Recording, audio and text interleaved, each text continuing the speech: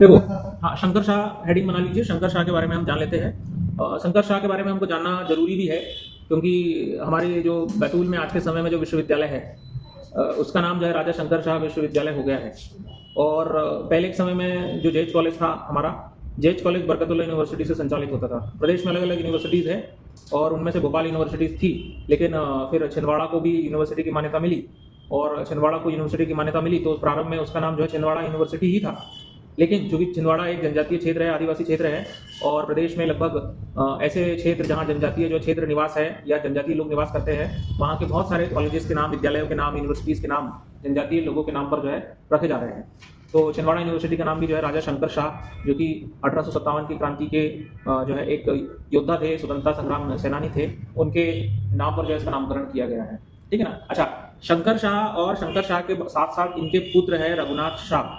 ये दोनों भी जो है स्वतंत्रता संग्राम सेनानी के तौर पर जाने जाते हैं। ठीक है ना, क्योंकि अंग्रेजों ने 1857 की क्रांति में भाग लेने के आरोप में इनको जो है ना एक खौफनाक सजा जो है सुनाई थी। और वो खौफनाक सजा ये थी कि इनको तोप के सामने रख के क्या कर दिया था, उड़ा दिया गया था। ठीक है ना। और रानी दुर्गावती जो जबलपुर की महारानी थी, या जो है जबलपुर गोंडवाना राज्य की रहने वाली जो रानी थी, ये उन्हीं के वंशज जो है बताए जाते हैं। ठीक है ना। और शंकर शाह के पिता का नाम जो है सुमेर शाह था। ठीक, लगभग 1783 के आसपास में इनका जन्म हुआ था और इन्होंने वही रानी दुर्गावती गोंडवाना साम्राज्य को संभाला था। लेकिन आपको पता है 1857 के आसपास ईस्ट इंडिया कंपनी का प्रभाव जो है बहुत ज़्यादा हो गया था, और फूट डालो, शासन करो, हड़प नीति, इन तमाम नीतियों के चलते उन्होंने जो छोटे मोटे रियासती क्षेत्र थे या छोटे मोटे जो रियासती राज्य थे, उनको हड़पने का जो है प्रयत्न किया था। कुछ रियासतों ने अंग्रेजों के हड़प नीति का जो है विरोध किए बिना ही उनका समर्थन कर दिया, या उनके साथ में वो विलय हो गए, चले गए। लेकिन कुछ योद्धा थे जिन्होंने अंग्रेजों की इस नीति को बिल्कुल भी एक्सेप्ट नहीं किया, बिल्कुल भी स्वीकारा नहीं, और उनसे डट करके सामना किया। और ये इनको जो इतनी भयानक सजा इसीलिए दी थी ताकि कोई और दूसरा जो है रियासत का प्रमुख इस तरह का विद्रोह करने के बारे में सोचे नहीं। इतनी खौफनाक सजा दो कि आगे जो है लोगों को विद्रोह करने से जो है डर लगे, कांपे। क्योंकि आप कल्पना कीजिए, अगर तोप के सामने बांध करके उड़ा रहे हैं, मतलब कितना जो है खतरनाक जो है एक मंजर होगा, या जो है किस तरह का जो है माहौल जो है, भय जो है लोगों के दिमाग में जो है अंग्रेज डालने की कोशिश कर रहे हैं।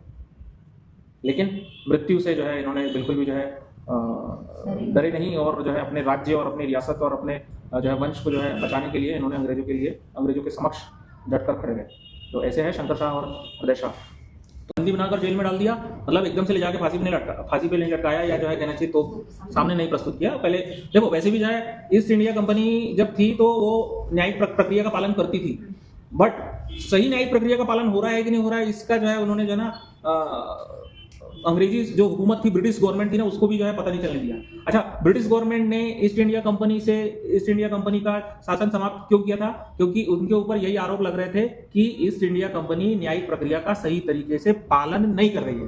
भाई, कोई भी अपराधी हो, जैसे आज के समय हमारा कॉन्स्टिट्यूशन है, अगर एक आतंकवादी, हमने जो देखा होगा, जो है वहां पर मुंबई में आतंकवादी आया था, क्या नाम था उसका, कसाब। हमको दिख रहा है, कैमरे में दिख रहा है, सीसीटीवी कैमरे में दिख रहा है कि कसाब ने गोली चलाई है, लोगों को मारा है। लेकिन हमारी न्यायिक प्रणाली इतनी मजबूत है कि हमने जो है सीधे उसको जो है मारा नहीं, उसको जेल में लेके गए, उसको बंदी बनाया, उसको एक वकील दिया, उसने अपना पक्ष रखा, हमने उसके पक्षों को सुना, पक्षों को सुनने के बाद उसको वो दोषी सिद्ध हुआ, और दोषी सिद्ध होने के बाद हमने उसको फांसी दी। इससे क्या होगा? अच्छा, बहुत सारे लोगों ने इसका विरोध भी कर दिया, कह रहे उसको बिरयानी खिला के ऐसा कर रहे हैं। वो जनभावना ठीक है कि जो है उसको बिरयानी खिला रहे हैं, लेकिन हमारा देश कॉन्स्टिट्यूशन से चलता है, हमारा देश संविधान से चलता है। दूसरा, अंतर्राष्ट्रीय दबाव भी तो होता है। अंतर्राष्ट्रीय दबाव में हमको, अंतर्राष्ट्रीय दबाव ऐसा तो नहीं होता है कि हम हमारी जो है सुरक्षा व्यवस्था के साथ में समझौता करें, लेकिन अंतर्राष्ट्रीय स्तर पर हमारी छवि क्या जाएगी अगर हम बिना कोई जो है कानूनी प्रक्रिया का पालन किए अगर सीधे उसको लटका देंगे? तो भाई, हम पूरी न्यायिक प्रक्रिया का, हम एक जो है एक प्रशासनिक जो है व्यवस्था से चलने वाले देश हैं, और हमने प्रशासनिक नीतियों का पूरा पालन करके उसको बकायदा जो है फांसी पर लटका करके उसको उसके दंड की सजा हमने दी।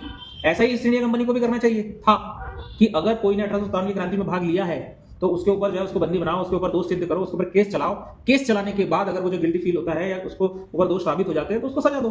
लेकिन ईस्ट इंडिया कंपनी कंट्रोल करना चाह रही थी उस समय, क्योंकि उस समय जो है केवल एक जगह, एक क्षेत्र में जो है 1857 की क्रांति का प्रभाव नहीं था।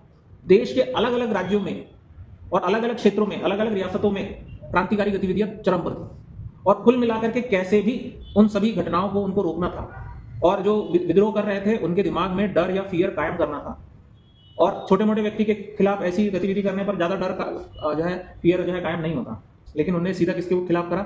एक राजा के खिलाफ। और उनको जो है उन्होंने जो है तोप के सामने रख करके 18 सितंबर को दोनों को जो है तोप के सामने बांध करके उड़ा दिया है। ठीक है ना। अच्छा, वही जनजातीय संग्रहालय की मैंने बात करी थी। जनजातीय संग्रहालय में जाओगे आप तो जो शंकर शाह और उनके पुत्र रघुनाथ शाह, इनका इतिहास आपको वहां पर भी देखने को मिल जाएगा। दूसरा, मैं गया था पर्सनली जो है जबलपुर के रानी दुर्गावती म्यूजियम।